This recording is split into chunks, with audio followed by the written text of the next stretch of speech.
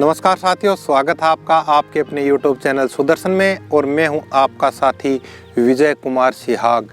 जब जब सुंदर स्त्रियों की बात इस राजस्थान के अंदर होती है तो पुगल का नाम छूट जाए ऐसा संभव नहीं है।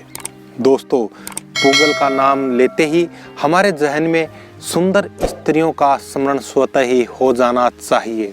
दोस्तों, पुगल में ही क्यों पैदा होती थी पद्मनियाँ? राजस्थान में जब भी सुंदर स्त्रियों की बात चलती है तब उसे पुगल की पद्मिनी की संज्ञा दी जाती है। घर में शादी ब्याह की बात भी चलती है तो लड़कों से अक्सर मजाक कर दिया जाता है कि जिस लड़की से आपके ब्याह की बात चल रही है उसे पुगल की पद्मिनी ही समझो। यानी पद्मिनी शब्द को रूपवती व गुणवती स्त्रियों के लिए पर्यायवाची के रूप में इस्तेमाल किया जाता है।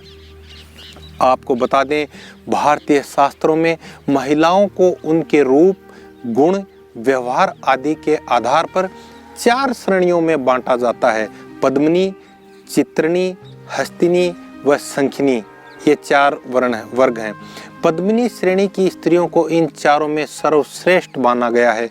राजस्थानी साहित्य, इतिहास व आम बोलचाल में बीकानेर के पास पुगल की बेटियों के लिए ही पद्मिनी शब्द का प्रयोग किया गया है।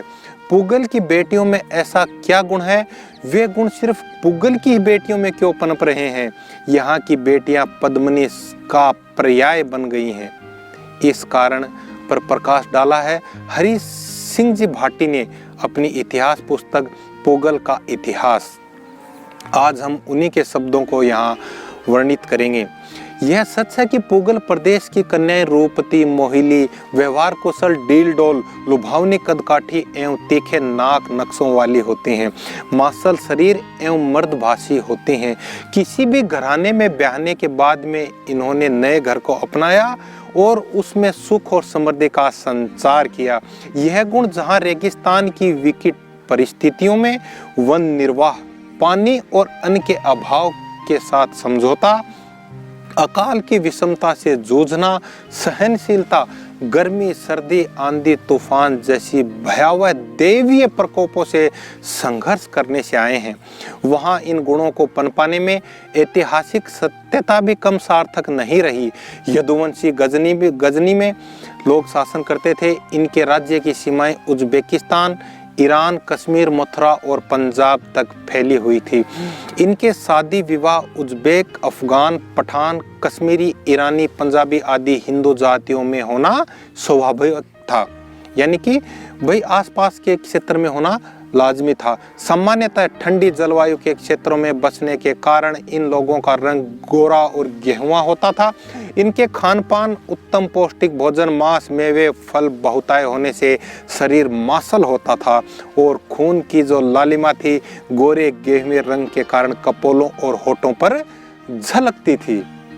अच्छी आबो हवा होने के कारण शारीरिक बीमारियां कम लगती थी। स्वास्थ्य अच्छा रहने से कद काठी का विकास सुंदर और सुदृढ़ होता था। इन्हीं शारीरिक गुणों से संपन्न भाटी लोग गजनी छोड़कर पंजाब और सिंध प्रांत में आए। इन्होंने अच्छे खान पान और परिश्रम के कारण अपने अंगों एवं आकृति को सुडौल बनाए रखा। भाटियों के इन प्रांतों में बसने के बाद में इनके शादी विवाह स्थानीय राजपूत जातियों के साथ होने लगे। इनमें पंवार, जोइया, खींची, पड़िहार, भुट्टा, लंगा, बलोच, खोखर, दहिया आदि जातियां प्रमुख थी। इनके साथ शादियों से अपनी शारीरिक आदान प्रदान हुआ। इनके अनुरूप गुणों वाली संतानें हुई, क्योंकि स्थानीय जातियां भी भाटियों जैसे वातावरण में ही पनप रही थी। इसलिए शारीरिक मिश्रण से उनके गुणों में कुछ उभार आया। क्षति नहीं हुई। इन प्रदेशों की जलवायु शुष्क थी, वर्षा कम होती थी, मिट्टी दोमट थी, इसलिए रंग रूप स्वास्थ्य अच्छा रहता था। मनुष्य की तरह ही भाटी प्रदेश और पंजाब प्रांत के पशु भी स्वास्थ्य की दृष्टि से सांगोपांग होते थे, यानी कि सुदृढ़ होते थे। तो दोस्तों, आज हमने इस वीडियो के माध्यम से जानकारी साझा की कि पुगल की ही बेटियां क्यों पद्मिनी मानी जाती थी। ऐसा क्या कारण, क्या आबो हवा या क्या प्राकृतिक उनके ऊपर आशीर्वाद था प्रकृति का कि उनका नाम पद्मिनी लेकर पुकारा जाता था। तो आज के वीडियो में हम इतनी ही जानकारी साझा करेंगे। यदि आपको वीडियो पसंद आया हो तो वीडियो को लाइक करें, शेयर करें, सुदर्शन को सब्सक्राइब करें। जय हिंद, जय माँ भारती।